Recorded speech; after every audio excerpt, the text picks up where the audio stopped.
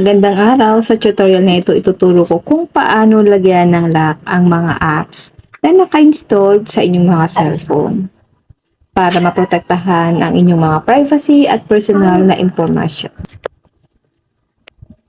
Una, buksan lang natin ang phone settings ng inyong mga cellphone.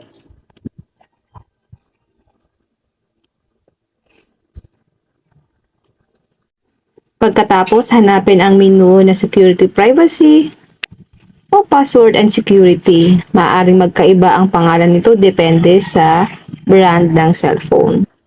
At dito guys, piliin lang natin ang Privacy Password or App Lock.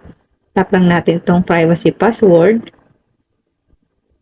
Mag-set ng password.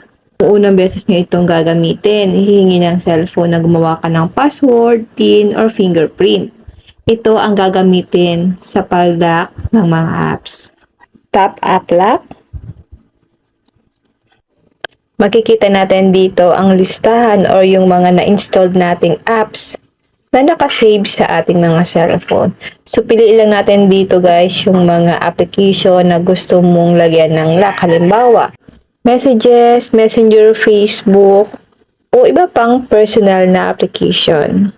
I-turn on nyo lang po itong nasa katabi niyang application. Halimbawa, ito yung kailangan nating i-turn on para maproteksyonan ang ating mga applications or yung iba pang personal na application. Hanap lang tayo dito guys ng applications na kailangan natin proteksyonan. Halimbawa, ito, i-turn on lang natin yung GCash.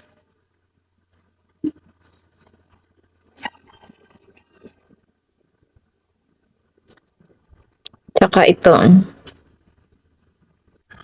Ngayon guys, back lang natin. I-check po natin kung meron na pong lock yung mga applications na nilagyan natin ng lock kanina. Mag-open tayo ng isa. Open natin ang Facebook. So, ayan guys, meron na pong lock ang ating Facebook.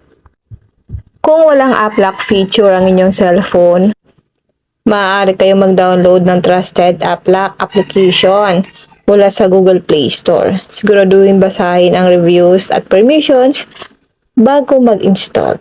At ayan, nalagyan na ninyo ng lock ang inyong mga applications para mas ligtas ang inyong mga personal na impormasyon. Kung nakatulong ang tutorial na ito, huwag kalimutang i-share sa iba. Maraming salamat sa panonood.